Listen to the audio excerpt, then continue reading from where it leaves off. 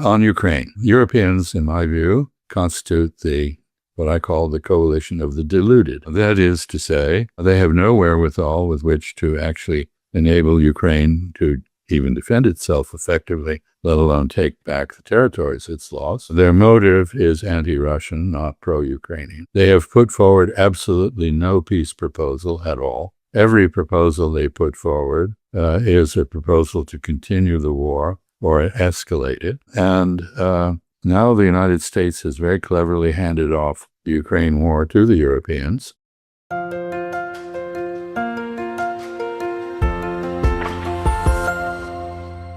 Hello everybody, this is Pascal from Neutrality Studies, and today I'm talking again to Ambassador Chas Freeman, a former US diplomat and Assistant Secretary of Defense. Ambassador Freeman, welcome back to the show. Glad to be with you, Pascal. Well, thank you very much for saying yes. Just before we started, I said that you always help us make sense of where we are in the process of global change. And one of the changes we've seen recently is that your former position as Assistant Secretary of Defense is now called Assistant Secretary of War. What do you make out of this idea of changing the Department of Defense, the naming back into Department of War? Well, it's an absurd change, of course, and it reflects nostalgia for a bygone age, which wasn't experienced by President Trump, but which he exalts, and that is the age of McKinley and Teddy Roosevelt, when the United States was very assertive militarily. And there does seem to be something to this, in the sense that the only serious strategist in the Trump administration, Elbridge Colby, who is the author of the forthcoming National Security Strategy paper, is apparently thinking about removing the American presence outside the Western Hemisphere, or at least de-emphasizing it, and restoring the Monroe Doctrine in its second incarnation. Of course, that was proclaimed in about 1820, when the United States didn't have the capacity to enforce hegemony in the Western Hemisphere. We depended on the British Navy to do that. But at the end of the century, we had become the largest economy on the planet and unchallenged within the hemisphere. And so the Roosevelt corollary to the Monroe Doctrine kicked in. And interestingly, all of this was catalyzed by a crisis with Venezuela, which seems to be a perpetual obsession of the United States and others. We actually, in about 1898, I think, got into a discussion with the British, who had proposed to intervene in Venezuela for two reasons. One, uncollected debt from the Venezuelans, and the second, a dispute over the Venezuelan boundary, the frontier, the border with British Guyana, now Guyana, an independent country. That dispute has not been resolved and is currently alive and well.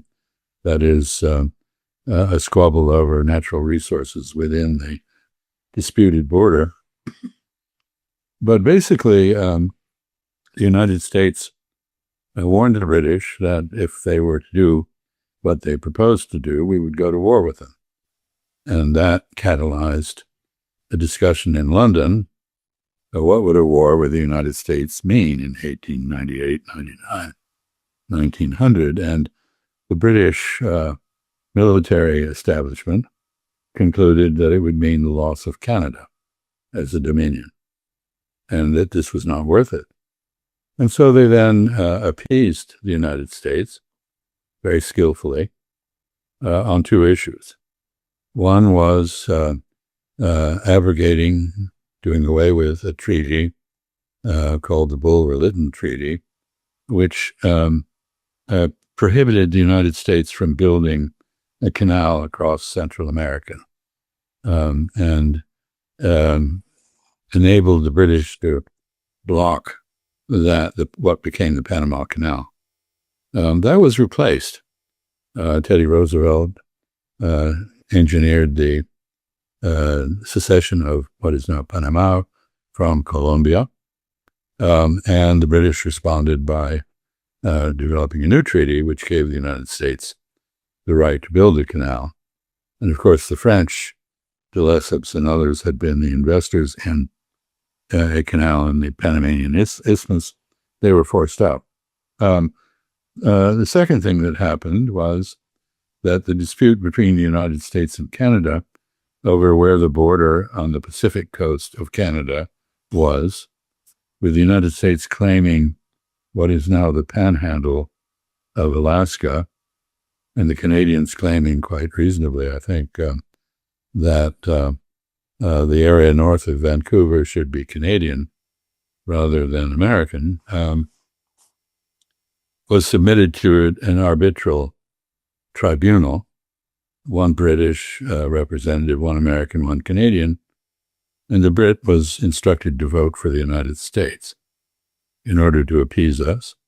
And that is the explanation for why the capital of the state of Alaska is in Juneau, in a little fringe along the Pacific coast, and why the coast north of British Columbia in Canada is American, not Canadian. And this all worked very well because appeasement is sometimes a successful diplomatic strategy.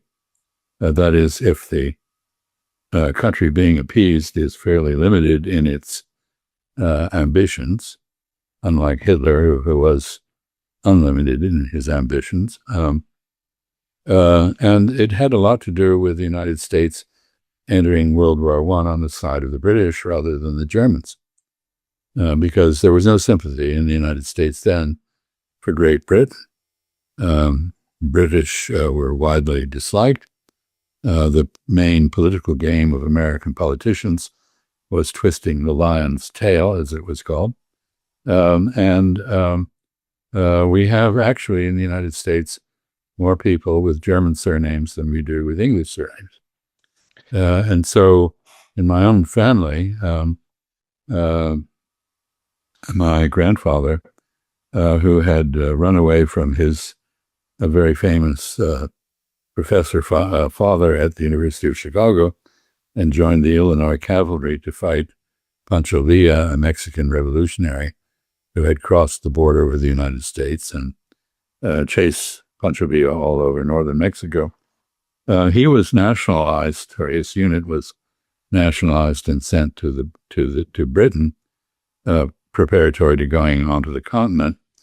And there were great squabbles with the British, but they had basically got us into the war with an intelligence false flag, which was the so-called Zimmerman telegram, a telegram which they had concocted, which appeared to be from Berlin, offering Mexico the western part of the United States back if they would join Germany in the war. This was, of course, entirely false, concocted by MI6, but it was sufficient to alarm people and get us into the war. So this is all very complicated, but it's so interesting that the status of Venezuela, its boundaries, its relationship with other countries, and so forth, is once again in the headlines. Yeah, and we underestimate this the impact of these very long-standing feuds, right, over disputed places. I mean, politically disputed. We see it also with how the United States for 60 years has been treating Cuba. But when it comes to Venezuela, do you think that currently the military buildup in the Caribbean has to be interpreted as a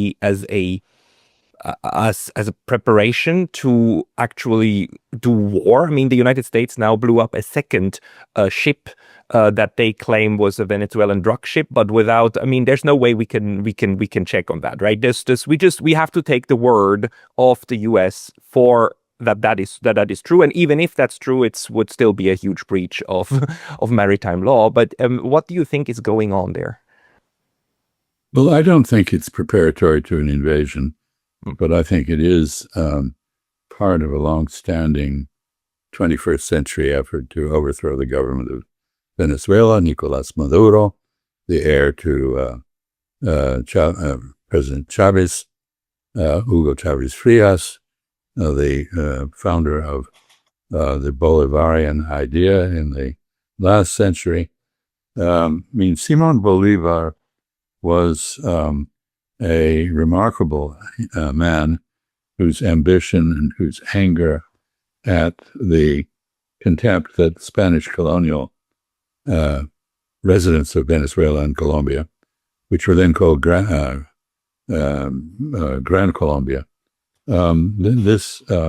his anger at second-class treatment inspired him to lead an effective revolt against Spanish rule in South America. And he's a great figure.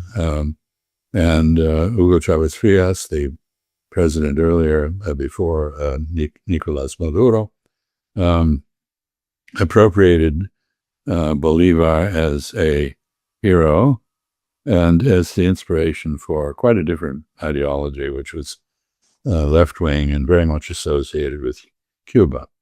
So the Bolivarian idea, which inspired a coup d'etat, an attempted coup d'etat by Hugo Chavez Frias, which failed, and then an eventual succession to the presidency of Venezuela, was a socialist ideology, and it involved a close association with Cuba. And of course, the United States is home to a large number of Cuban refugees, immigrants from Cuba, one of whom is now our Secretary of State. This Cuban community in the United States, until very recently at least, was united in its desire to overthrow the regime of Fidel Castro in Cuba. And by extension, they opposed two other countries in the region, Venezuela and Nicaragua, both of which had close relations with Cuba. Cuba, for a time during the Cold War, was not only allied with the Soviet Union, which inspired American opposition to it on strategic grounds, but it was also exporting revolution. It now exports doctors, which is a much better thing to export. But Venezuela got caught in the anti-Cuban crossfire, in effect, and it became very dependent on Cuba, and vice versa. Cuban oil supplies, after the Soviet Union collapsed, came from Venezuela. The Cuban presence, training the Venezuelan armed forces, providing medical care in Venezuela, influencing Venezuelan politics was very strong. And this is anathema to the United States, and particularly to that special interest that I mentioned, the Cuban-American community. So this has a deep history recently, but as I indicated, our problems with Venezuela and its status and its behavior go back a very long way. So yesterday, Marco Rubio actually, or the day before yesterday, he in a TV announcement, he said that Nicolas Maduro was not the president of Venezuela, that 50 or so countries don't recognize him as such, that he is just the leader of a cartel. And this all sounds as if though the ground is being prepared to make a legal argument that this man himself can be taken out, because we have seen now recently this decapitation strike strategy of Israel and the United States in West Asia. And there's people who fear that this might now be extended to Venezuela, and that the United States will not put boots on the ground, but that they will try to lure Maduro to a place where they know where he is, and then boom, and then you have the regime change necessarily. Is that a fear that you also have? It is a justified apprehension.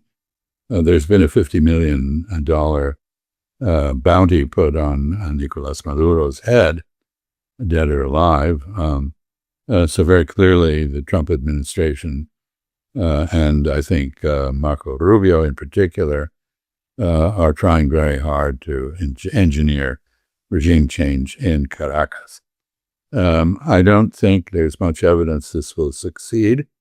I think it is a misreading of Venezuelan politics. I'm not not an advocate for Nicolás Maduro or his regime, or an apologist for the chicanery that it has exercised in elections. But the fact is that there is a 4.5 million man armed militia in Venezuela, which has been mobilized against a possible invasion or a coup attempt. And the fact is that you don't have a 4.5 million man militia armed if you're not confident of your position in power and your authority. So I think the United States and the Cuban American opponents of Venezuela are misreading Venezuelan politics. That's not to say that something might not happen. It could. And I must say, we have to acknowledge that the Chavista Maduro government in Venezuela has been inept, incompetent, repressive, and there have been an enormous number of Venezuelans who have voted with their feet to leave the country, not just to the United States, but to places like Chile, which is a democracy of great reputation, and which has been open to them, and Peru and Ecuador and Colombia, of course, the neighbor of Venezuela. But many Venezuelans have come here. And so this is also bound up in the Trump administration's xenophobia and campaign against illegal immigrants or people with a status other than legal admission. Many Venezuelans in the United States have been here as a result of gaining political asylum, but that is a temporary status.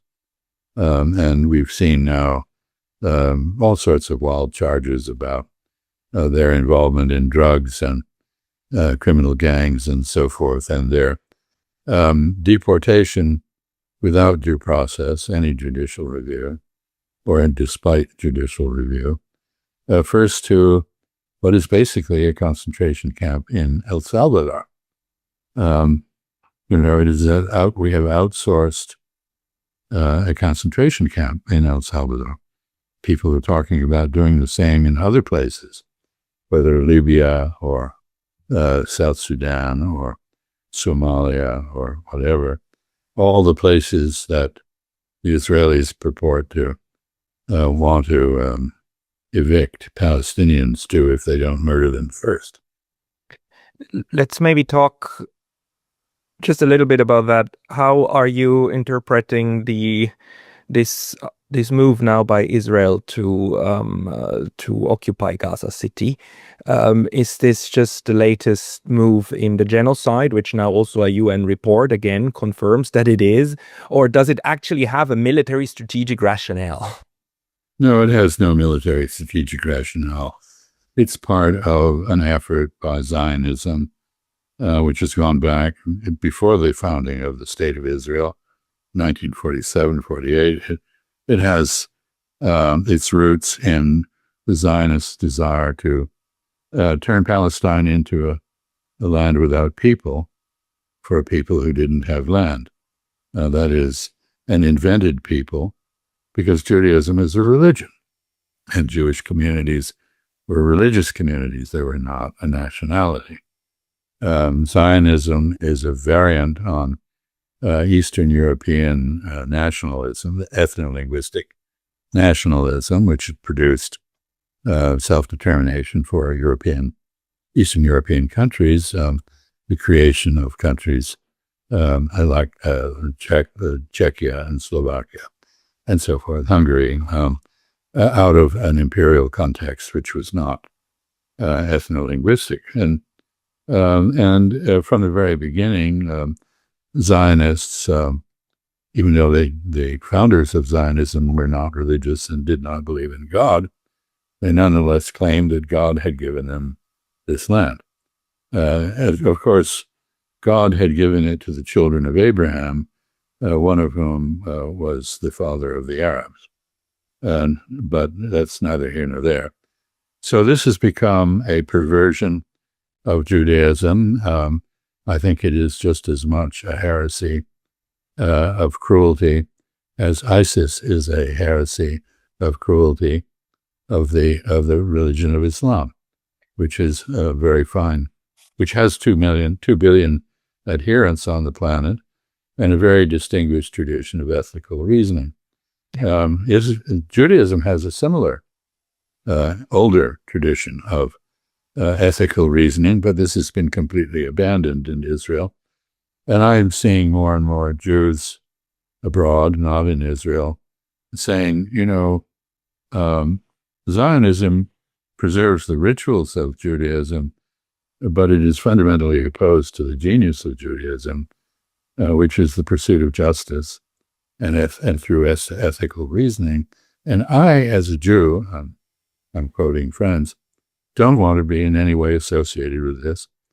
It is an insult to my religious heritage, and it's no more Christian than Nazism was Christian, even though it occurred in a Christian country.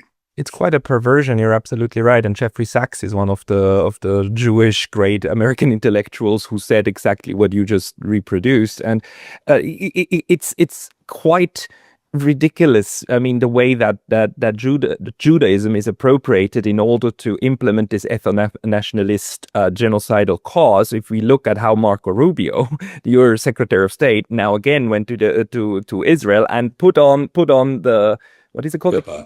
And went to the Western Wall and did the prayers, and he's a Christian. I mean, this is purely implementing a show, a religious show for the purpose of propaganda.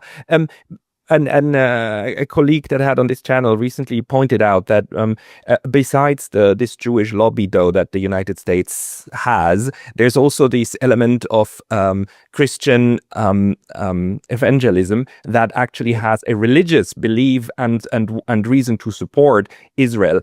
He judges this to be also quite important inside the U.S. political process for the influence of Israel. Do you agree with that, or how do you see it? Yes and no. Let's be very clear. The Israel lobby depends on bribing or threatening to bribe or use money to oppose American politicians. We've just seen examples of this. We now know that the assassination of Charlie Kirk, an young American radical reactionary spokesman. I don't use the word conservative because he wasn't trying to conserve anything. He was trying to change things. That his assassination was preceded by vituperation from his Zionist backers, billionaire backers. He was funded by them. That it included an offer of, I believe it was $6 million in funds from Prime Minister Netanyahu if he would just shut up, because he was active on American campuses, which are now temperamentally very critical of Zionism, despite the effort to repress the criticism. And the kids he was talking to were winning him over. He was becoming ever more critical himself of Zionism and what it was doing in the Holy Land and other areas. And so he was actually afraid not only for his funding base, but for his life. And there is now a right-wing sponsored conspiracy, which I don't believe at all, but it's out there, that he was killed by Mossad. And this has been sufficiently disturbing to Israel that Prime Minister Netanyahu has come out and publicly denied that was the case. Of course, I have to say that nobody now believes anything Prime Minister Netanyahu says, so this probably adds credibility to what is probably a spurious conspiracy theory. Anyway, we are, the evangelical base is there, and ironically, of course, their thesis is that if the temple is rebuilt, replacing the Al-Aqsa Mosque atop the the Temple Mount in Jerusalem, and in Revelations, apparently, there's some mention of a red heifer having to be involved in this, a heifer being a calf, female cow. And that then the rapture will come upon us. The end of days will emerge. All the Jews will be either exterminated or forced to become Christian. And the devout Christians will be swept up to heaven. This is the theory.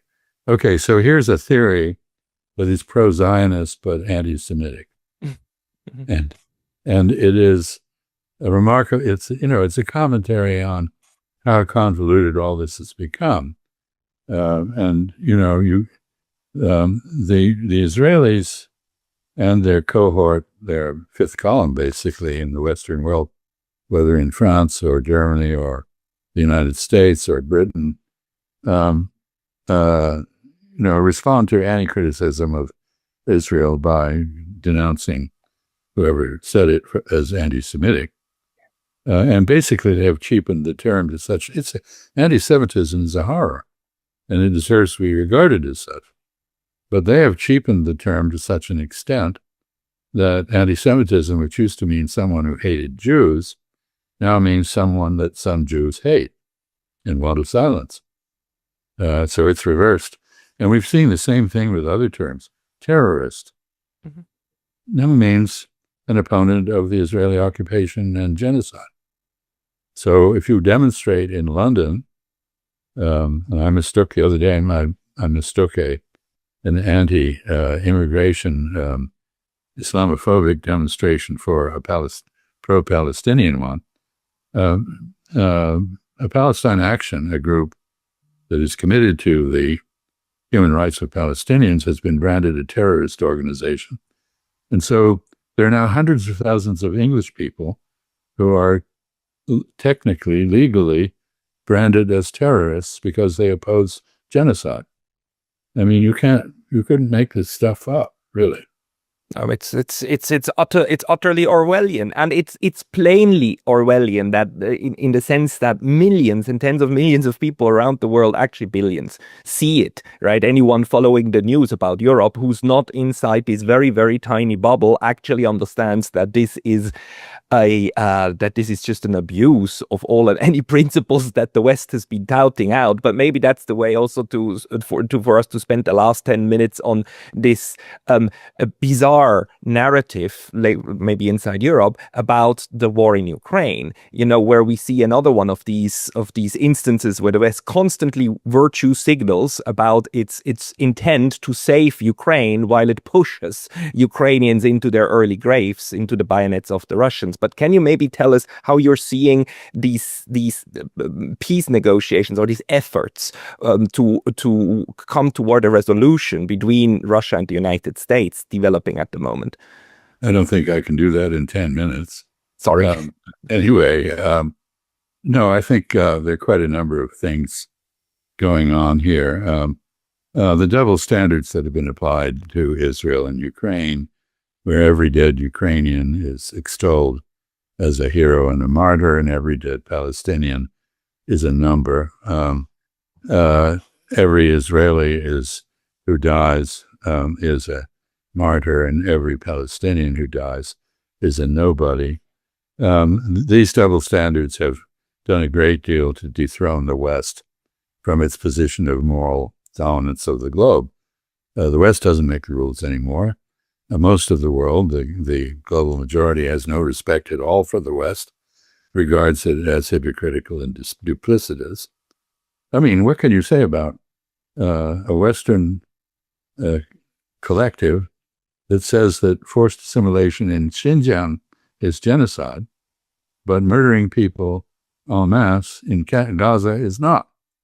So the West has lost its moral standing, and a large part of that is due to what is happening in Gaza and the West Bank. West Bank, of course, is an untold story, but ethnic cleansing is at full play there. So That's the first thing. The second thing is, of course, the United States is now behaving like a rogue state rather than a supporter of the post-World War II order. For a brief time, we came up with an argument about the so-called rules-bound order, which had nothing to do with Bretton Woods and the NATO and the post-World War II Pax Americana. It was, we make the rules, we decide who they apply to. They don't apply to us, but you better obey. Rather than international law, which is a product of consensus. And so the United States is basically totally discredited. We have gone down into the mud with Israel, and I don't think we're going to get out. I don't think that in the future anyone is going to forgive either Israelis or Americans for our joint conduct of genocide. We were once an enabler of Israeli human rights abuses. Now we're a participant in them. That's what the Gaza Holocaust Foundation represents. It's what this grotesque plan for redeveloping Gaza as a resort area represents. Anyway, on Ukraine, Europeans, in my view, constitute what I call the coalition of the deluded. That is to say, they have no wherewithal with which to actually enable Ukraine to even defend itself effectively, let alone take back the territories it's lost. Their motive is anti-Russian, not pro-Ukrainian. They have put forward absolutely no peace proposal at all. Every proposal they put forward is a proposal to continue the war or escalate it. Now the United States has very cleverly handed off the Ukraine war to the Europeans. That is to say, Trump says, well, this wasn't my war. It's your war. But if you want to buy weapons from us that enrich our arms manufacturers, that's fine. We'll sell you the weapons and you can give them to Ukraine and we'll make money and you can make war. And no, I think he generally does want to produce peace, but he has no idea what it is. So we have a lot of discussion about ceasefires, which are the consequences of peace, not a substitute for it. There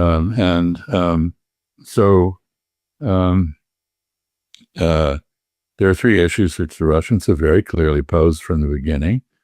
One is the status of Russian speakers and other minorities in Ukraine, whether they will have the rights that the Organization for Security and Cooperation in Europe requires, and the rights that your own Austrian neighbors accepted in the 1955 Austrian State Treaty, which allowed speakers of Italian, Hungarian, Slovenian, and other languages to have cultural and linguistic autonomy, something like the Québécois in France, in Canada rather. I know the French aspire to make it part of France again. So that's the first issue. The second and more important issue is, what is the security architecture in Europe, and does it include forward deployment of anti-Russian forces on the Russian border? And that means the incorporation of Ukraine into NATO, followed by and accompanied by the deployment of offensive weaponry directed at Russia on Ukrainian soil, which is unacceptable for the same reasons that the presence of the Soviet Union and missiles in Cuba was unacceptable to the United States in 1962. And the third issue is, of course, the broader question of whether we can come up with a security architecture in Europe that reassures Russia against Western aggression and that reassures the West against Russian aggression. And that requires an extended conversation. You can't do this kind of thing at a flashy summit in Anchorage, Alaska. You can't do it. You can't have a summit that works without a lot of Sherpas preparing to climb up the mountains. And none of this is done And here I come at last to what I think, as an American diplomat, retired, I deplore the most, and that is that my country no longer does diplomacy. That means that we have neither a policy process that integrates strategy, political and military, economic. We have no strategy, and we have gutted the Department of State. We've eliminated the U.S. Agency for International Development. We are no longer seen as a benign force internationally. We're seen as a bully, and we behave that way. And so that is very ineffective. And I think you can see this in the UN General Assembly vote to condemn Israel, and that is 10 votes against. The United States, Argentina, Mr. Millet appears to have some confusion. Like you mentioned Vice President Vance. He's a Christian, but a very wobbly one. He's been a Catholic, a Mormon. Now he's back as a Catholic, supposedly. I have no idea what his views on Judaism are. He's married to a Hindu. I don't think religion is a major motivation for his behavior. Millet may be more complicated, but Millet is very drawn to Judaism and made that very clear, and very much Zionist. Viktor Orban, common cause with Netanyahu because he's likes autocracy, and they have other things in common. And then a ragtag group of many states. Of course, Israel voted against it. And I think in the UN General Assembly that we're now seeing, after the blatant Israeli violation of Qatari sovereignty and its actions to end any effort at negotiating peace in Gaza, the mediation role of the Qataris is over. We've now seen a meeting in Doha, which brought together almost all the members of the Organization of Islamic Cooperation. And I think they're going to be very active now, not just passive in the United Nations. Yeah. And I think they will go after Israel in several ways. One, of course, is justifying, possibly in suspending Israeli membership in the United Nations, as was done in the case of South Africa, over a far less vicious version of apartheid than Israel now practices. And second, exploring the possibility of a Uniting for Peace resolution. And third, because the Palestinian delegation was denied visas to come to the UN General Assembly, despite the headquarters agreement, considering whether to relocate the United Nations, initially to Geneva maybe, and possibly to somewhere else, maybe in Asia, which has emerged as the center of global politics and economics. So I think a lot of things are in motion now. And all of this traces back to misbehavior by the Israelis, backed by the United States.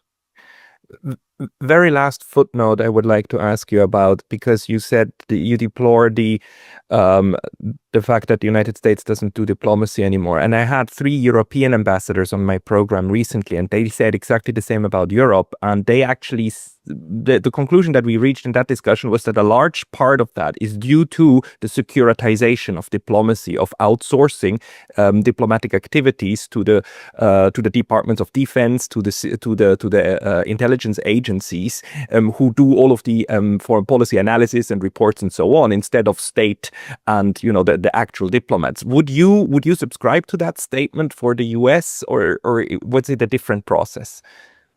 No, I think that's very much part of the problem. But there's a more fundamental conceptual problem, and that is after many decades of Cold War and anti-Russian division in Europe, neither the United States nor Europeans have retained a capacity to reason strategically. Right. We didn't have to, because we had a strategy of containment, which George Kennan defined, which was very successful, but which defined our basic policies and our relationships everywhere. I mean, the Cold War was essentially a contest between two feudal overlords. Everybody defined their relationship, their themselves in the global context by which overlord they had a relationship with or not.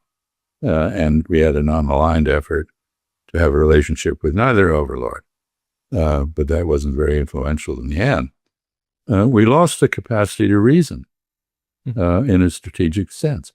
That's the first thing. Second, the Kennan proposal for containment was initially diplomatic, was not military, but it evolved to become a military and intelligence effort.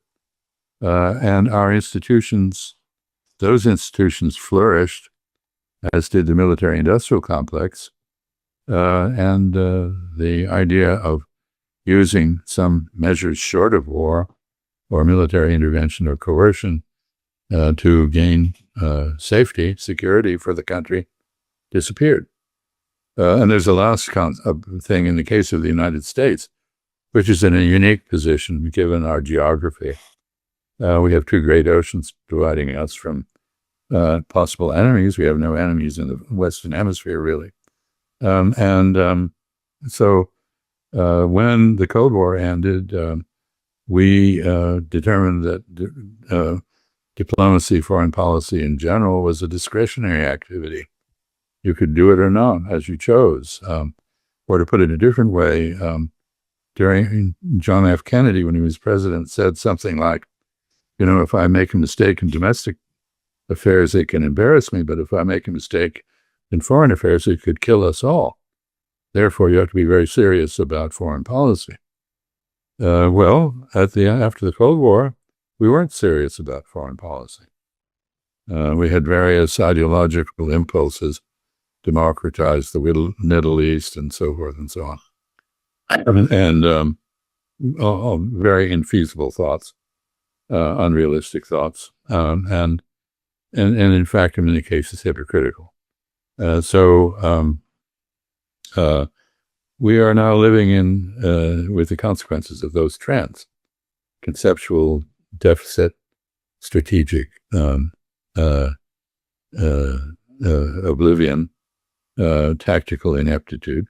And we basically destroyed some of the institutions that successfully brought us prosperity. I would argue that in the case of the United Nations, what is worth preserving is the rules, the international law, the UN Charter, not the institution.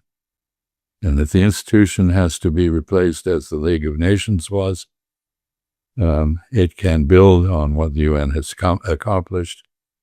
But I want to end actually with a final thought, and that is, I think it's a complete nonsense to charge that the global majority, the Chinese, the Indians, the Russians, and everybody else are trying to overthrow the world order, or that they are revisionist.